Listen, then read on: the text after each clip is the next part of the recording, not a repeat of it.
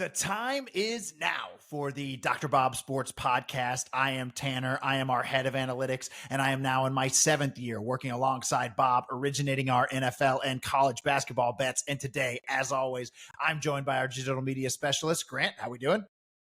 Doing great, Tan. I see you switched it up a little bit. You're on your 7th year now, not the 6th, the classic intro. But I mean, I'm great right now. I'm forgetting about the Chiefs' Week 1 loss. We're moving on to Week 2, but the rest of Week 1 was awesome. There were some great games, some fireworks all over the place, and as always, the unexpected news that we have to get into. All right, yeah, let's get into the show. All right, so our first segment where we will be grading these scriptwriters on how they did for episode 1 of this new NFL season. It was a little slow out of the gates, but it picked up in the afternoon with fireworks in Los Angeles. The Dolphins and Chargers ranked 3rd and 4th respectively in scoring. Yeah, so first, I think it's worth noting that this game did have the highest scoring conditions of any Week 1 matchup according to our metrics. And we talked about in last week's podcast how the rain and humidity were going to play a factor all across the country. And I think we saw that come through, particularly in the early slate. Now, on to this game, the Dolphins averaged 0.38 EPA per play in Week 1 and had 23 plays gain at least 10 yards. And Tua was bombing it all over the field, with a third of his throws having 15 plus air yards. Yeah, Tyreek looked unguardable out there.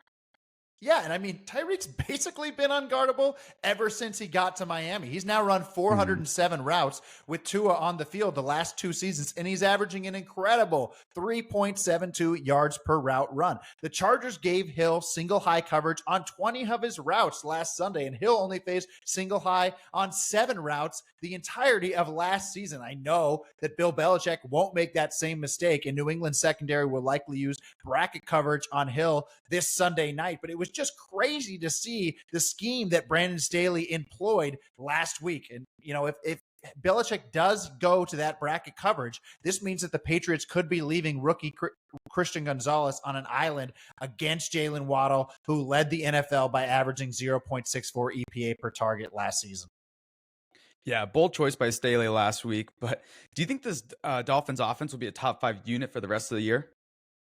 Well, I mentioned that I don't think they're going to get those same single high looks all year, but it was impressive that Miami did all of that last week without arguably their 4th best player on offense, left tackle Teron Armstead. He's looking like he'll be back this week, and Armstead ranked 7th in pass blocking efficiency last year. So I think it's fair to say that with Armstead on the field, the Dolphins are still a top 5 offense, even if teams start playing a little bit more too high like they should.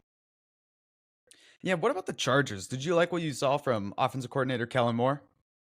Well, after all the offseason chatter about fixing the conservative Joe Lombardi offense, Justin Herbert ranks 17th in average depth of target in Week 1 and 26th in pass rate over expectations. So we did not see Kellen Moore switch it up much in his first game in charge of the play calling. The Chargers did not call a single standard dropback on first down. It was only RPOs and play action outside of the 2-minute drill. And all that said, Los Angeles finished 2nd in DVOA, offensive DVOA for Week 1. Yeah, how did they finish that high when they were that conservative with their play calling? Well, they ended up with a 70% rush success rate. That's the 2nd highest in a game for any offense over the last 2 seasons. However, I think this is unlikely to continue at all the rest of the season, particularly this week with a banged up Austin Eckler. And Tennessee's defense allowed a league low 17% rush success rate in Week 1 after ranking 1st in rush EPA per allowed last year. Yeah, so what should we expect from this Chargers passing game in Week 2?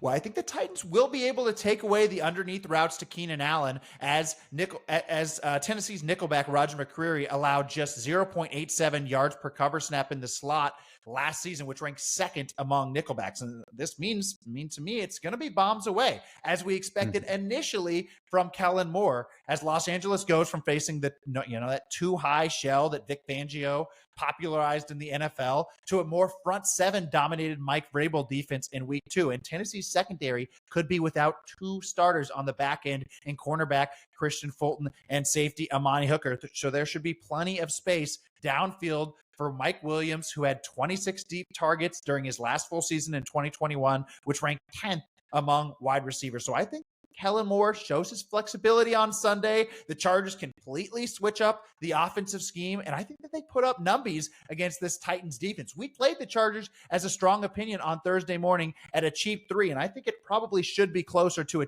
cheap 3.5. So we'll see how the market develops as the week goes on. All right, so now we got to touch on the finale of last week's NFL episode. Aaron Rodgers' season-ending Achilles injury was a killer to the Jets hype train. Does New York still have a shot at making the playoffs after that massive walk-off win versus Buffalo on Monday night? Well, I mean, we can scrap most of the work that went into setting New York's prior after Aaron Rodgers went down just 4 snaps into that game. So let's just go ahead, take a step back, look at what the Jets were when Zach Wilson was the starter last year. They hovered around 2 points worse than average in market, and I think that they are slightly improved upon that this year. So New York's defense was giving significant snaps to LaMarcus Joyner last season, who ranked 56th among qualifying safeties in PFF coverage grade. And I think we can certainly expect Tony Adams and Adrian Amos to be better at the safety position for the Jets in 2023. And New York's defense also upgraded at defensive tackle, moving on from Sheldon Rankins and bringing in Quentin Jefferson, who had nearly twice as many pressures as Rankins last year. And offensively, the Jets have to be slightly better, right? I mean, you get another year of experience for Wilson, and they get their right tackle back healthy in Mekhi Becton.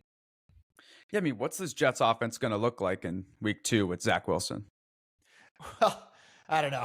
I'm not expecting much from the Jets in week 2. I mean, even with a healthy Becton, New York's offensive line ranked 31st in pass blocking efficiency during week 1, and it's not going to look any better for the protection this week. The Cowboys had a 62% pressure rate last Sunday night. That's the 4th highest by any defense in the last 4 years. And Dallas got to Daniel Jones in an average of only 2.41 seconds per attempt, which was the fastest in the NFL. So I think we could see Zach Wilson running for his life again, and it's probably going to be a major focus on the ground game for the Jets offensively in week 2. Let's move over to the injury watch. There were more crucial injuries than just Rodgers last week. I mean, let's start with the Ravens here. Dobbins is done. Tyler Linderbaum and Ronnie Stanley have sprains. Mark Andrews and Marlon Humphrey are questionable. And what are you predicting from these injuries, and how much is this going to impact them if they're out?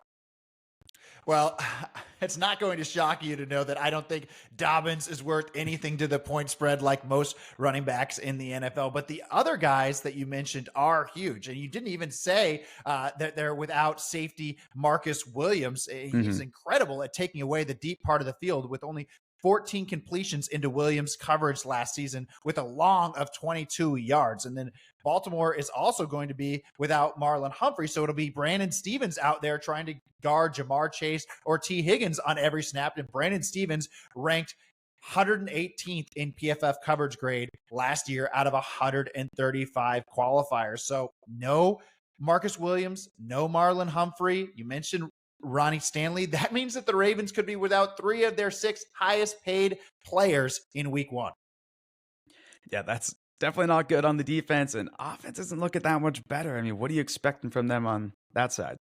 Well, I mean, it's been like this always for Ronnie Stanley, it feels like. I mean, he had that one all-pro season, but he only has 19 starts during the last 4 years since. So, I mean, the Ravens have gotten by without Ronnie Stanley in the past, but it's just so tough to see him go down year after year. And I also think that it's going to be major impact missing Tyler Linderbaum on the line as well.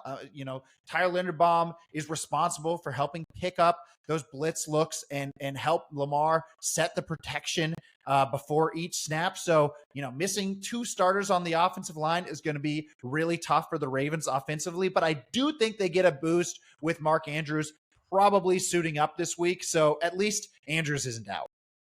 Yeah, we might have a couple tight ends coming back because the return of Travis Kelce is looking pretty decent. What are you seeing here?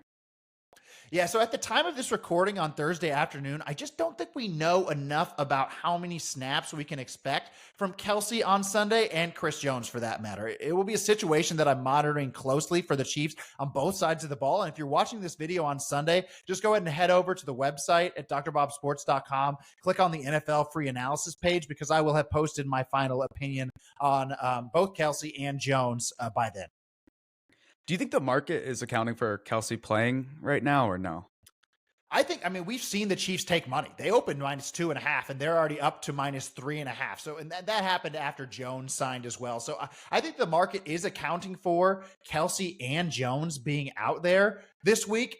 Me personally, though, I think that, I don't know. I mean, Chris Jones off the street, can we expect him to get more than 30 snaps in this game? I don't know. I mean, there's a lot of the Twitter fantasy doctors saying that, Kelce maybe shouldn't be playing this week. So are the Chiefs going to put him out there a lot? And that makes a big difference. I mean, we talked about in previous podcasts how that Travis Kelce is probably worth 1.5 to this offense. We saw those Chiefs receivers in week 1. It was a disaster. So if Travis Kelce is worth 1.5 to the offense, but he's only out there for 25% of the snaps, I mean, there still needs to be a major adjustment to the Chiefs offense. And you could say the same about the Chiefs defense. Maybe Chris Jones is only out there on, third and longs as a pass rushing threat. So if he's not out there to stop the run for the Chiefs on first and second down, we still have to be adjusting this Chiefs defense up. So while we maybe should be expecting both to be on the field this Sunday, it really comes down to how many snaps are we expecting both to play.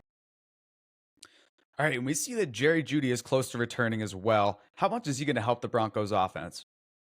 Well, the first game of this Russell Wilson, Sean Payton duo ended with averaging just 4.6 yards per pass play, but they moved the chains on 83% of their opportunities, which was third highest among week 1 offenses. So it was actually pretty solid, even without Jeudy out there. It was no surprise to see Wilson only average 4.1 air yards per attempt, which ranked 30th among quarterbacks in week 1, as Payton loves to work those underneath routes. But the Broncos will be getting their best underneath wide receiver back on the field this week. And my expectation, Jeudy should play this Sunday. And Judy's 2.14 yards per route run in the slot ranked 5th in the league last season. So I think that it's going to be a major boost to the Broncos offense if Jeudy can go out there and run something along the lines of 25 routes for Denver. Yeah, and the Steelers are going to be operating without Diontae Johnson. Does this worry you? Well, it does. I mean, new Browns defensive coordinator held Joe Burrow's Bengals to a league low 2.6 yards per play in week 1, and Schwartz's defense was a far cry from the conservative previous defensive coordinator Joe Woods in Cleveland. The Browns had a 41% blitz rate in week 1, which is the 4th highest, and they had a 28% man coverage rate, which was 8th highest. So Steelers' Diontae Johnson is out about 4 weeks with that strained hamstring, and his absence will make it really difficult for Pickett to attack Cleveland's aggressive man defense. Johnson graded as PFF's 25th wide receiver against man coverage last season, and he's worth nearly a half point according to our numbers. Yeah, and they also don't have Cam Heyward on defense.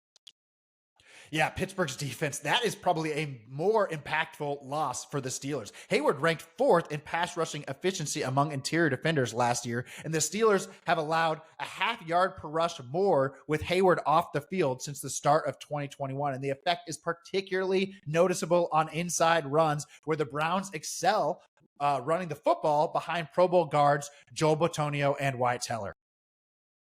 Yeah, and we saw the Seahawks line got banged up last game. What's the deal with them this week? Well, I mean, yeah, the Seahawks line, both starting tackles went out. And the offense and defense are trending in opposite directions for the Seahawks because they get back in the starting secondary, likely both cornerback Devon Witherspoon and safety Jamal Adams. Now, moving back to those tackles that you were asking about, Charles Cross and Abe Lucas made a major difference when they left the game for Geno Smith. So Seattle's offensive line did not concede a snap in the first 19 dropbacks with both Cross and Lucas on the field. And then Geno averaged -1 yards per pass play with both of his tackles sidelined against the Rams. The Seahawks couldn't do anything in the second half. They only managed 14 offensive plays, which was the fewest for any offense in a half during the last 4 years. So what should we expect from Seattle's offense this Sunday? Well, I think it could remain ugly if we see both Cross and Lucas out again in Detroit. I mean, the Seahawks signed rookie offensive lineman Raekwon O'Neal off Tampa Bay's practice squad. They signed 41-year-old tackle Jason Peters off the street. And I don't think either will play in this game, but those moves signal to me that the Seahawks are not optimistic about Cross and Lucas going forward. And Lions edge defender Aiden Hutchinson had 7 pressures in week 1, which ranked 3rd in the NFL. And I expect him to be in Geno Smith's lap all afternoon. All right, so moving on, we are going to go to our next segment. public opinion talk with me. I've been in the streets on Twitter getting all of the public opinion here. And the hot take fresh off the press is that maybe this is the year the Chiefs, Bengals, and Bills fall off. Well, I mean, we knew that the AFC was crowded coming into the season. And after all three of those teams lost in week one, I would say that none of the Chiefs, Bengals, or Bills have a greater than 80% chance to make the playoffs. And it's probably better than a coin flip that at least one of them misses out on the postseason. If I had to pick one of the three for that to be, I would say that the Bengals are slight favorites right now. Yeah, and the public is all over the Bills right now. I mean, they think that they are just going to come in and work the Raiders 10 points easy. What do you see there? Well, I have not bet the side in this game, but I think I can see a lot of scenarios where it could be hard for the Bills to win by margin. We've already seen this line come down from 9.5 to 8.5. And I mean, I just could see defensive-minded head coach Sean McDermott want to be more conservative with Josh Allen this week after he completed just 2 of his 7 passes that had 15 air yards with 3 interceptions against week 1. And we also know that the Allen could be under quite a bit of pressure because right tackle Spencer Brown surrendered 5 pressures last week, and he'll not be able to contain edge defender Max Crosby, who ranks 15th in pass rushing efficiency. Yeah, did Buffalo's offensive scheme change from last season? Well, they ran a lot more 2 tight end sets. They actually ran more 2 tight end sets, 12 personnel than any team in week 1. And rookie tight end Dalton Kincaid had 55 snaps, which meant it was mostly just Gabe Davis and Stephon Diggs out there at wide receiver. And Diggs took nearly half of his snaps in the slot, with Davis lining up as a boundary wide receiver. And the Raiders might be able to make life a little bit difficult for Diggs once again if they continue to go with this 12 personnel, because Nate Hobbs conceded just 0.95 yards per slot cover snap in week 1, and I think he can give Diggs a little bit of a battle on the inside. And we know that Marcus Peters won't be able or won't be afraid to jump those routes when Diggs runs out routes when he's lined up on the boundary. So 2 kind of different guys, different skill sets that the Raiders can throw at Diggs. So I don't know. I'm not as optimistic about the Bills' 12 personnel in this game. Yeah, and this public opinion has not changed recently, and I think it's in full effect right now. The people think that the Bears are god awful. I mean, they look terrible. They've played terrible. What do you think? Do you agree with that one? Yeah, I am actually going to have to agree with Public Brain on this one. I thought we'd be on the Bears this week because I just didn't think you could upgrade Tampa after they won outright despite getting outgained by 2.3 yards per play in Minnesota. However, the Bears coaching staff was truly awful against the Packers. Justin Fields had a league low 3.1 yard average depth of target in week 1. And offensive coordinator Luke Getsy just looks like he doesn't trust Justin Fields at all. And now we look at that. Chicago's offense led the NFL with 16 targets to running backs in week 1, but Tampa Bay's defense has excellent linebackers and only conceded 4.9 yards per target to running backs in 2022, which ranks 7th in the NFL. So they're going to have to let Fields let it loose, rip some deep balls to DJ Moore. And if they don't trust him again, it's not looking good for the Bears on Sunday or for the rest of the season for that matter. All right, let's move on to stock up, stock down. Let's look at some of the teams that have seen their stock rise after week 1. Who stands out as the biggest riser? Well, to me, it's that Mac Jones, Bill O'Brien combo. And obviously there was that tipped pick 6 that's pulling down Mac's EPA, but he graded as our 3rd best week 1 quarterback performance. And Jones made 4 big time throws according to PFF, despite the rainy conditions and a difficult matchup against Philly's defense. And Bill O'Brien was finally able to deliver on all that money that the Patriots spent on Hunter Henry in free agency a few years ago. Henry led all tight ends last week, gaining 1.15 EPA per target, and Mac should look his way again on Sunday night as Miami's Jerome Baker had the 9th worst coverage grade among linebackers in week 1. Yeah, and who was our FTX fraud of the week? Well, the easy answer here is the Jets, who got the win despite having our 25th best game grade. But obviously, there was extenuating circumstances there. So I'm going to say for this week's fraud, it's the Chargers defense and by extension, Brandon Staley. I mean, Los Angeles devoted more cap to the defense than any team in the NFL this season. $30 million more dollars than average. And to go out and allow 8.2 yards per play in week one was embarrassing. I mean, I had Staley as a top 10 play caller heading into the season, but playing that much single high versus Tyreek Hill was baffling. And JC Jackson has the highest base salary of any cornerback in the NFL, and he looked completely lost out there. And I kind of like this unit coming into the season, so I don't want to adjust too much based off of one game. I've got them slightly above average heading into week two, which is basically where the market has them as well. But it was certainly disappointing to see what they put out there in their opening game. All right, let's look at the weather of the week. It looks like it could be sticky in Tampa Bay and in Jacksonville. Yeah, we might be seeing a little bit of rain in both of those Florida cities, but there isn't a ton to be worried about this week. So I'm going to flip it and say that the weather of the week is the perfect conditions we'll be getting in Arizona. Our metrics suggest the scoring environment will be at least 2 points better for the Cardinals and Giants for this game than they faced in week one. I mean, Arizona was in a humid Washington, which is one of the worst fields for putting up points in the NFL, especially when wet. And the Giants played under constant rain on Sunday night. So I think that we'll see both of these scoring environments for the Cardinals and Giants get much better for week two. Yeah, I think the Giants will be very excited to not be playing on a wet field at those conditions because it did not go well for them the last time they did it. All right, let's move on to our next segment. We've got our DraftKings player of the slate. Last week, you picked Courtland Sutton, and he delivered on his low price tag with 13.2 points, but he did not go nuclear. Who do you got for this Sunday? So this Sunday, I'm going to say Colts running back Zach Moss, who's been a full participant at practice after missing week one, and Anthony Richardson Indianapolis runners gained only 25 yards on 16 rushes against the Jaguars, as running backs Deion Jackson, Jake Funk, and Evan Hull are clearly below replacement level. And this week, the Colts will have Zach Moss starting alongside Richardson in the backfield. And Zach Moss has a career 4.3 yards per carry average, and I'd say he's at least a capable rusher. And now we've seen Evan Neal go to the injured reserve, and I don't think that Steichen will want to give any touches to anyone in the backfield other than Richardson and Moss. So I'm expecting Moss for about 15 carries, 3 targets, and his price tag is all the way down at $4,700. So I want a ton of exposure to Zach Moss this week. Let's look at our primetime preview. We've got the New Orleans Saints versus the Carolina Panthers. We see the Saints are 3-point favorites right now as we are recording. But when we look at last week, we saw Bryce Young struggle in his debut. What should we expect from him this week? Yeah, Young only had a 33% drop back success rate in week one against former Saints defensive coach Ryan Nielsen's defense. And now we're going to see Young go against basically the same scheme this Sunday as it'll be against Dennis Allen's defense, who Ryan Nielsen worked under last season.